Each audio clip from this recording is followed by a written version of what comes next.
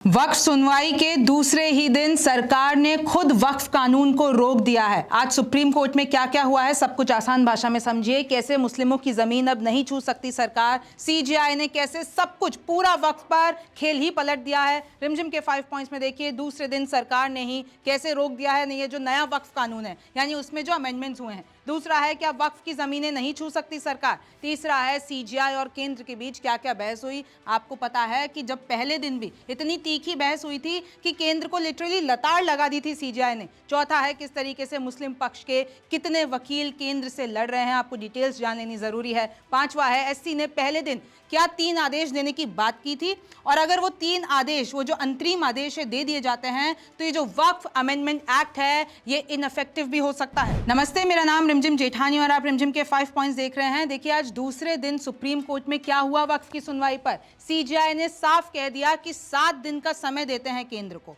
और इन 7 दिनों के भीतर कुछ भी चेंज नहीं होगा वक्फ कानून में। यानी जो प्रॉपर्टीज वक्फ बाय यूजर हैं, जो नोटिफाइड हैं, रजिस्टर्ड हैं, उनकी स्थिति एज इट इज रहेगी। सेंटर कुछ नहीं कर सकता और सेंटर ने खुद ही फिर रोक दिया। सेंटर ने खुद ही बयान दिया सुप्रीम कोर्ट में कि हम ऑन रिकॉर्ड कहते हैं जज साहब कि हम कुछ भी नहीं करेंगे। मैं आपको बता देती हूँ सेंटर ने जो स्टेटमेंट दिया है वो इसलिए दिया है क्योंकि सुप्रीम कोर्ट ने कंसर्न्स रेज किए थे, चाहे वो वक्फ बाय यूजर पे हो कि इतनी पुरानी मस्जिदें हैं, कागज कैसे लाएंगे भाई, आप मुस्लिम बोर्ड में कैसे गैर मुस्लिम की एंट्री करा सकते हैं, क्या आप किसी भी हिंदू संगठन में ऐसा करेंगे, हिंदू कोई भी ऐसे बोर्ड मेंबर्स में आप मुस्लिमों की एंट्री कराएंगे। तो आज क्या हो जाता है, तुषार मेहता खुद कह देते हैं कि मिलॉर्ड हम आपको ऑन रिकॉर्ड ये बात कहते हैं नॉन मुस्लिम्स को हम नहीं अपॉइंट करेंगे सेंट्रल वक्फ काउंसिल में और स्टेट वक्फ बोर्ड्स में, हम बिल्कुल ऐसा नहीं करेंगे। ये जो 7 दिन का समय है, ये जब तक हियरिंग चल रही है, अगली सुनवाई अब 5 मई 2 बजे होनी है दिन के, अब इस दौरान कुछ भी नहीं कर सकती है सरकार। वक्फ में ये जो अमेंडमेंट्स लाए गए हैं, ये जो कानून बनाकर पास कराया गया है, सरकार उसमें से कुछ नहीं कर सकती। इससे पहले जो यथास्थिति थी वक्फ पे पूरा वैसे ही रहेगी। देखिए वक्फ इंक्लूडिंग वक्फ by user whether declared by way of notification और रजिस्ट्रेशन। कोर्ट ने साफ कर दिया कि भाई सरकार कहती है वक्फ बाय यूजर हटा दो, यानी अगर कागज नहीं है तो जरूरी नहीं है वो वक्फ संपत्ति होगी। तो सुप्रीम कोर्ट ने यह कह दिया कि ऐसा कुछ नहीं होगा, जो वक्फ संपत्ति अभी है वो रहेगी, सरकार उसमें कुछ नहीं कर सकती। जब तक ये हियरिंग चल रही है तब तक आप लोग कुछ नहीं कर सकते हैं। देखिए during the course of the hearing solicitor general states that the union would like to put a response within 7 days। और इनफैक्ट यूनियन ही बार बार समय मांग रही है। भाई पहले दिन क्या हुआ, इंट्रीम ऑर्डर पास करने ही वाले थे सीजेआई, यानी सुप्रीम कोर्ट इंट्रीम आदेश पास करने वाला था और वो 3 इंट्रीम आदेश ये थे कि भाई आप गैर मुस्लिमों को नहीं लाओगे, वक्फ बाय यूजर आप डिलीट नहीं कर सकते हो। तीसरा है ये जब तक काउंसिल या जितना भी मेंबर्स है वो जांच कर रहे हैं तो ऐसा नहीं होगा कि वो वक्फ की संपत्ति आप उसको घोषित ना रहने दें। तो ये इंट्रीम ऑर्डर पास कर रहे थे लेकिन केंद्र ने रोक दिया कि नहीं मिलॉर्ड, आपने हमको सुना ही नहीं है, हमको तो वक्त चाहिए। आप ऐसे अगर इतना जल्दी इस चीज़ पे आदेश दे देंगे तो वो सही नहीं है, तो इसलिए आप हमें समय दो।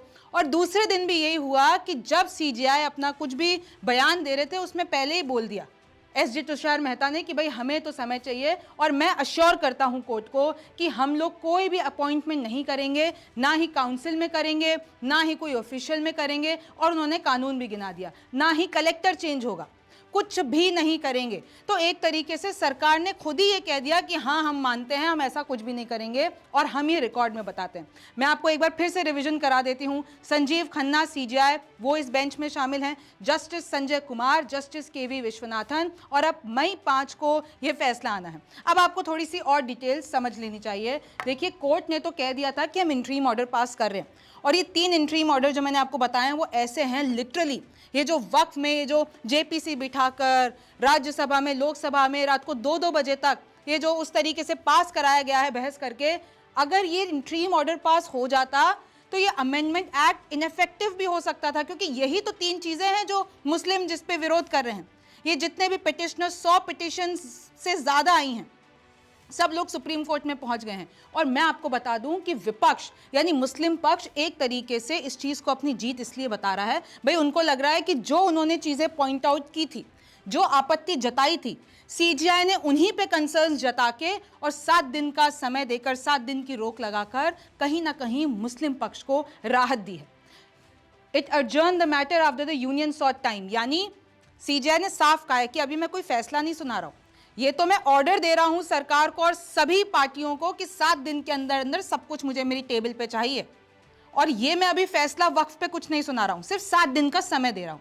तो आप इसको अभी किसी भी तरीके से फैसला मत मानिए, क्योंकि ना अभी इस पक्ष में फैसला आया ना इस पक्ष में। बस उन्होंने जो कंसर्न, जो कोर्ट ने एक्सप्रेस किए हैं कंसर्न कि आप कैसे ड्रास्टिक चेंज कर सकते हो, और लिटरली तुषार मेहता ने जब ये कहा कि मिलॉर्ड आप इस तरीके से कैसे इंट्रीम ऑर्डर आप हमें दे सकते हैं, आपको हमें समय देना पड़ेगा, सुनना पड़ेगा। तो फिर सीजेआई ये कहते हैं we have received lakhs and lakhs of representation, यानी हमें इतनी सारी रिक्वेस्ट आई है और इन सब ने बताया है कि किस तरीके से, देखिए केंद्र सरकार ने भी इसमें कहा कि भाई हमें विलेजेस से बोला गया है कि वो वक्फ की संपत्ति बताकर हड़प ले रहे हैं। हमारे पास न जाने सरकार के पास कितने कंप्लेंट्स आई हुई हैं, तो हम क्या करें, प्राइवेट प्रॉपर्टीज़ को वक्फ की संपत्ति घोषित करके ले रहे हैं। तो कैसे वो ये वक्फ कानून का गलत इस्तेमाल कर रहे हैं। तुषार मेहता कहते हैं कि भाई आप बताइए कि हम किस तरीके से, और हमें समय दीजिए, हम सब कुछ आपको बताएंगे, लेकिन हमें समय चाहिए। अब आप आगे देखिए, Your lordships are taking a serious and harsh step by staying directly or indirectly statutory provisions without proper assistance. ये केंद्र का जवाब है। केंद्र सरकार ये कह रही है कि लॉर्डशिप आप ऐसा सीरियस और हार्श स्टेप, यानी इतना खतरनाक स्टेप मत लो, हम आपको 7 दिन में सब कुछ समझा देंगे। सीजेआई खन्ना फिर बोलते हैं मिस्टर मेहता हमारे पास भी एक सिचुएशन है, we have a particular situation, we pointed out certain infirmities. और ऐसा नहीं है कि हमने सब कुछ नेगेटिव में ही बोला है, हाँ हमने कुछ चीज़ें पॉजिटिव में भी बोली है, इस कानून में कुछ अच्छी चीज़ें भी हैं, लेकिन जो कंसर्न्स हैं, जो राइट्स वाले कंसर्न्स हैं, उसके ऊपर हमें जवाब चाहिए। जैसे फिर उन्होंने एग्जाम्पल दिया ये 5 साल की जो प्रैक्टिस ऑफ इस्लाम, कल भी कपिल सिब्बल ने ये बात उठाई थी। कपिल सिब्बल ने ये बोला था कि भाई अगर मैं जन्मा ही मुसलमान हूँ और आप उस कानून में लिख दे रहे हो कि अगर आप 5 साल से इस्लाम फॉलो कर रहे हो तभी आप जो है रजिस्टर करा सकते हो या वक्फ पे अनाउंस कर सकते हो, तो ऐसा नहीं हो सकता ना। We are not saying that. Yes, you are right. There is a thumb rule that courts won't stay legislation ordinary, but there is another thumb rule when the petition is pending. यानी अगर petition pending है तो फिर हमें फैसला लेना पड़ेगा। और कल आप देखिए कि क्या क्या चीज़ें सामने आई थी। लिटरली जो तीखी बहस हुई थी मैं आपको आगे डिटेल में बताऊंगी, लेकिन पहले आपको सारी न्यू इन्फॉर्मेशन दे देती हूँ। सीजेआई ने कहा कि ठीक है आपको 7 दिन का समय देंगे, लेकिन सिर्फ और सिर्फ एक कंडीशन पर कि आप नॉन मुस्लिम मेंबर्स यानी गैर मुसलमानों को आप किसी भी स्थिति में वक्फ बोर्ड में शामिल नहीं करेंगे, चाहे वो केंद्र का वक्फ बोर्ड हो चाहे वो राज्यों का हो। तो फिर उसके बाद एसजी कहते हैं कि देखिए केंद्र सरकार की तरफ से तो मैं बोल सकता हूँ, लेकिन स्टेट की तरफ से नहीं बोल सकता, और अगर वो ऐसा कुछ करते हैं तो उस चीज़ को माना नहीं जाएगा। तो देखिए 70 पिटिशन्स अभी चैलेंजिंग उसमें पूरा जो कोर्ट में चल रही है, लेकिन सुप्रीम कोर्ट ने एक और चीज़ कही कि देखिए ये 100, 70, 100 पर इतनी पिटिशन्स हम नहीं सुन सकते, सिर्फ 5 सुनेंगे क्योंकि इतना वक्त नहीं है।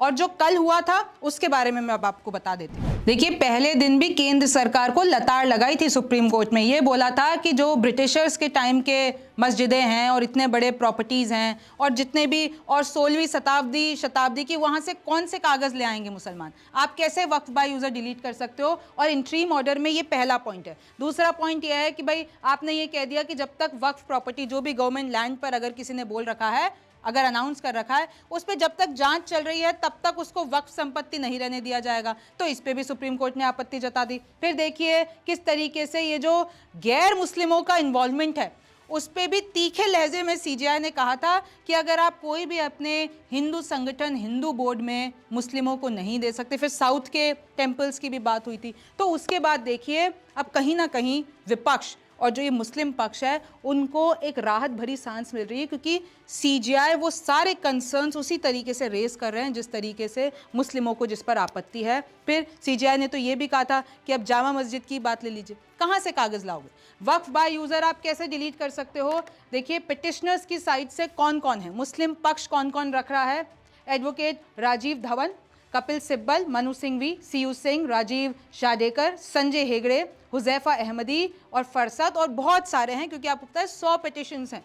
और रिस्पोंडेंट्स यानी केंद्र सरकार की तरफ से कौन कौन है, solicitor general Tushar Mehta, senior advocate Rakesh Dwivedi and Ranjit Kumar. इस तरीके से आज पूरा मामला चला है। और देखिए 7 दिनों का तो ये वक्त मांगा गया है। 5 मई को 2 बजे इस पर सुनवाई होगी, लेकिन एक्सपर्ट्स ये बता रहे हैं कि ये मामला बड़ा लंबा भी खिंच सकता है। और जो हमने कल सवाल पूछा था कि क्या सुप्रीम कोर्ट पूरी तरीके से आदेश पारित करके ये जो अमेंडमेंट सरकार लेकर आई उसको रोक सकता है, तो उसका जवाब ये है कि अगर सुप्रीम कोर्ट को लगता है कि फंडामेंटल राइट्स किसी भी तरीके से खिलाफ में जा रहे हैं फंडामेंटल राइट्स के, तो हम ये रोक सकते हैं। लेकिन देखिए, अभी मैं सुनी रही थी एक्सपर्ट्स की बातें, तो वो ये बता रहे थे कि ऐसा भी हो सकता है कि ये संवैधानिक पीठ को भी मामला जा सकता है। तो अब इस पे बहुत ज़्यादा आगे प्रोसीजर चल सकता है। और जैसे कि मैंने आपको बोला था कि it is impossible to deal with 100 और 120, यानी सीजीआई ने साफ कह दिया कि ये 100-120 पिटिशंस हम नहीं सुन सकते, वो सारी हम डिस्पोज करते हैं, सिर्फ 5 सुनेंगे। अब देखिए इमरान प्रतापगढ़ी क्या कह रहे हैं। इमरान प्रतापगढ़ी कह रहे हैं कि मैं शुक्रिया अदा करना चाहता हूँ सुप्रीम कोर्ट का कि हमको इन्होंने टेम्प्रेरी रिलीफ दे दिया है, राहत दे दी है। The court raised almost all the issues, यानी जो हमारे मुद्दे हैं, जो मुसलमानों के मुद्दे हैं, वो सीजीआई ने, कोर्ट ने इसको पूरा रेज किया है। पार्लियामेंट में हमको ये मौका नहीं मिला, यानी उनको स्पीच दी उन्होंने, वो जो भी किया, लेकिन नहीं रोक पाए लोग इसको। तो इसलिए अब जो सुप्रीम कोर्ट कर रहा है उसके लिए हम बहुत बहुत शुक्रगुजार हैं। और ये पूरा सरकार का सिर्फ संपत्ति हथियाने का एक पूरा खेल है और हम ये होने नहीं देंगे। फिर देखिए एडवोकेट वरुण कुमार सिन्हा, जो कि हिंदू सेना चीफ विष्णु गुप्ता को रिप्रेजेंट करते हैं, वो ये कह रहे हैं कि देखिए अभी आप खुश मत होइए, साफ कह दिया है गवर्नमेंट ने कि चलिए हम नहीं करेंगे। तो मतलब इससे साफ हो जा रहा है कि गवर्नमेंट किसी भी समुदाय के खिलाफ नहीं है, किसी भी चीज़ के खिलाफ नहीं है, वो सिर्फ भला चाहती है और सब कुछ चाहती है कि कानून के हिसाब से हो। और अब कोई भी इसमें, क्योंकि फैसला नहीं सुनाया गया, तो कोई भी खुश ना हो। कोई अगर खुश हो रहा है, कोई दुखी हो रहा है, तो बहुत जल्दीबाजी है। लेकिन देखिए जितने भी पिटिशनर्स हैं, चाहे आप अमानतुल्लाह ले लीजिए, ये भी कह रहे हैं कि हम शुक्रिया अदा करना चाहेंगे, हम सेटिस्फाइड हैं, हमारे पक्ष में जो है कहीं ना कहीं चीज़ें हो रही हैं। फिर अगर आप, और इन सब की मैं बाइट्स आपको सुनाऊंगी, ओवैसी कह रहे हैं कि देखिए किस तरीके से we consider this act unconstitutional, ये तो पहले दिन से कह रहे हैं। और अब क्योंकि वही सारे इशू सीजीआई ने रेस किए हैं, तो इन पूरे के पूरे पक्ष को भी एक तरीके से इंट्रीम रिलीफ मिला है। अब आप थोड़ा सा टेक्निकलिटी और समझ लीजिए, मैं आपको एक क्लिप दिखाना चाहूंगी, उसके बाद आपको आगे की चीज़ बताऊँ। जब तक ये सुप्रीम कोर्ट में पूरे इस मसले का निस्तारण नहीं हो जाता, सुनवाई नहीं हो जाती, जिसमें साल लग सकते हैं, तब तक ये कम से कम ये दो जो प्रावधान हैं, वक्फ बाय यूजर वाला प्रावधान और दूसरा जो वक्फ बोर्ड और वक्फ सेंट्रल काउंसिल की नियुक्तियों वाला जो प्रावधान है, उसमें कोई उसको लेकर के कोई छेड़छाड़ नहीं होगी, ऐसा कोर्ट में सरकार ने खुद कह दिया और सुप्रीम कोर्ट ने उसे अंडरटेकिंग के तौर पर ले लिया। दूसरी एक महत्वपूर्ण बात कि सुप्रीम कोर्ट में सरकार ने खुद सीजीआई ने भी कहा था, मुख्य न्यायाधीश ने कहा था कि संसद से पारित कानून पर बिना विस्तृत सुनवाई के अदालतें अमूमन रोक नहीं लगाती, अदालतों को रोक नहीं लगाना चाहिए, लेकिन इस कानून के कुछ प्रावधान ऐसे हैं जिस पर हमें रोक लगाना होगा, क्योंकि उसके प्रभाव जो होंगे वो बहुत अच्छे नहीं होंगे। और ये मसलन ये दो जो उपबंध हैं या जो दो प्रावधान हैं, उसको लेकर कोर्ट ने बात कही। तो आज कल सरकार को ये बात पूरी तरह लग गया था कि सुप्रीम कोर्ट आदेश पारित करेगा ही करेगा। तो आज सरकार की कोशिश थी, सॉलिसिटर जनरल की कोशिश थी कि किसी तरह से सरकार सुप्रीम कोर्ट को आदेश पारित करने से रोका जाए। तो सरकार की तरफ से सॉलिसिटर जनरल इस मामले में कामयाब हो गए कि कोर्ट ने कोर्ट को आदेश देने से तो मना लिए कि आदेश मत दीजिए, लेकिन दूसरा ये कि जो कोर्ट ने आदेश देना था वही बात सरकार ने खुद मान लिया कि हम इसके लिए तैयार हो गए हैं।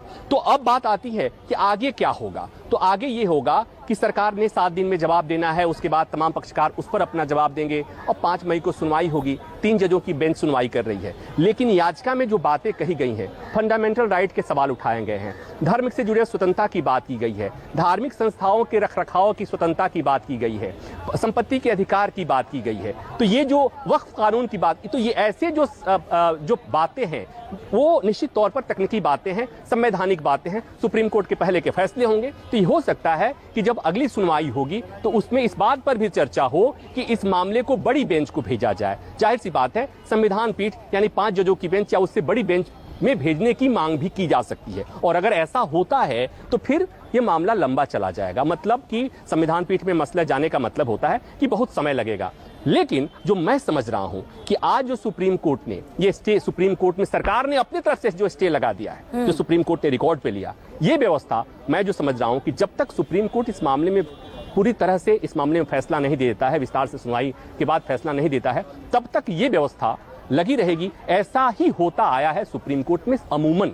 तो ये जो दो व्यवस्था है, जो सबसे विवादास्पद व्यवस्था जिसे सुप्रीम कोर्ट ने माना, वक्फ बाय यूजर की व्यवस्था, और दूसरा वक्फ काउंसिल और वक्फ बोर्ड में जो गैर मुस्लिमों के नियुक्ति का मसला था। तो ये से अब इस 7 दिन में सरकार जवाब ढूंढने की कोशिश करेगी, कन्विंस करने की कोशिश करेगी, और कोर्ट कन्विंस होता है, कितना होता है, सुनवाई होगी, उसके बाद सुनवाई होगी, विस्तार से सुनवाई होगी, तो उसका जो भी असर होगा। लेकिन अभी निश्चित तौर पर, या जैसे सुप्रीम कोर्ट से खबर आई है उसके बाद से निश्चित तौर पर सियासत तेज हो गई होगी, सियासत तेज हो जाएगी। ऑपोजिशन इस बात को कहेगा कि सरकार एक कानून लेकर आई थी और जिस पर सुप्रीम कोर्ट के सवालों के जवाब सरकार के पास नहीं थे, और इसलिए सरकार को बैकफुट पर जाना पड़ा, इसलिए सरकार को उन प्रावधानों पर खुद से स्टे लगाना पड़ा। तो ये तमाम चीज़ें, तो मुझे लगता है कि आने वाले समय में वक्फ संशोधन कानून को लेकर सियासत खूब होगी, क्योंकि एक ऐसा मसला है जो सियासी, कानूनी भी है, सियासी भी है, धार्मिक भी है, और अपने देश में धार्मिक मसलों पर वोट की फसल खूब लहलहाती है।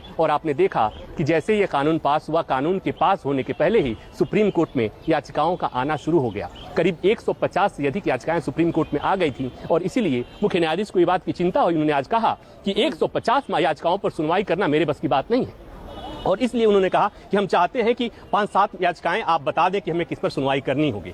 और इसलिए कोर्ट ने एक बात और की है कि सामान्यतया सू मोटो मामले पर इन रे लिखा जाता है, जिसमें सुप्रीम कोर्ट सू मोटो मामला लेता है। तो सुप्रीम कोर्ट ने इस मामले की सुनवाई जब आगे करेगा और सुप्रीम कोर्ट के वेबसाइट पर जब इस मामले की लिस्टिंग होगी, तो किसी के नाम के साथ ये याचिका, नाम के साथ ये मैटर नहीं लगेगा, ये इन रे करके होगा, जिसे सामान्यतया जब सुप्रीम कोर्ट किसी मामले में सू मोटो लेता है। उसकी वजह क्या थी? इस वजह ये थी कि लोगों में होड़ लग गई थी, व्यक्तिगत तौर पर, सियासी तौर पर, एनजीओ के तौर पर, धार्मिक संस्थाओं के तौर पर, पक्ष वाले, विपक्ष वाले, राज्य सरकारों की तरफ से इतनी सारी याचिकाएं, ऐसा बहुत कम होता है। मुझे लगता है कि देश के इतिहास में ऐसा इस तरह से याचिका सुप्रीम कोर्ट में दायर करने की होड़ मैंने होते हुए कम देखा है। अयोध्या में हुआ था, उससे भी ज्यादा यहाँ पर होड़ होते हुए मुझे दिखा था। माननीय उच्चतम न्यायालय ने जो आज अंतरिम रिलीफ दिया है, उसके लिए माननीय उच्चतम न्यायालय का बहुत शुक्रिया।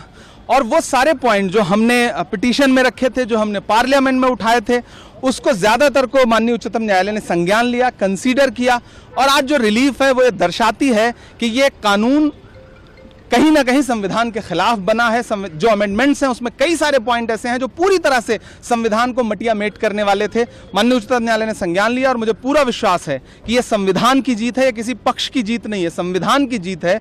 और आने वाले दिनों में जब फिर से सुनवाई होगी तो माननीय उच्चतम न्यायालय और मजबूती से इसमें रिलीफ देगा, और सरकार की जमीन हड़पने की जो साजिश है, उस साजिश को माननीय उच्चतम न्यायालय रोकेगा, मुझे पूरा विश्वास है। So I wanted to say, friends, that this is not reform. It is retaliation in the guise of reform. It is retaliation meticulously scripted, strategically timed, and constitutionally questionable.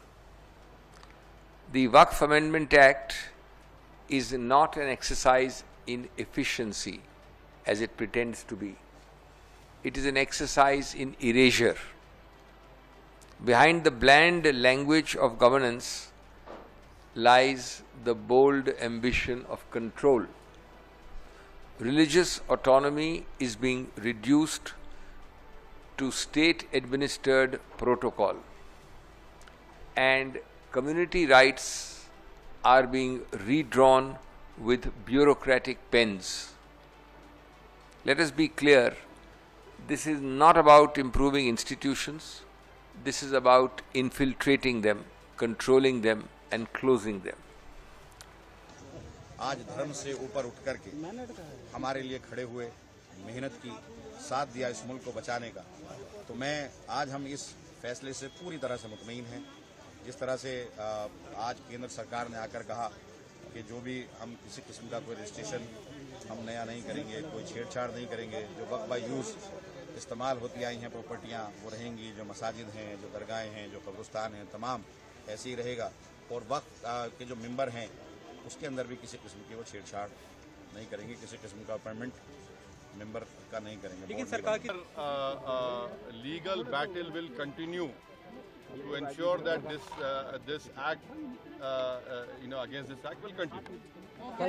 This is the statement by the government, and the government has balanced both the sides, and so that nobody can get prejudice.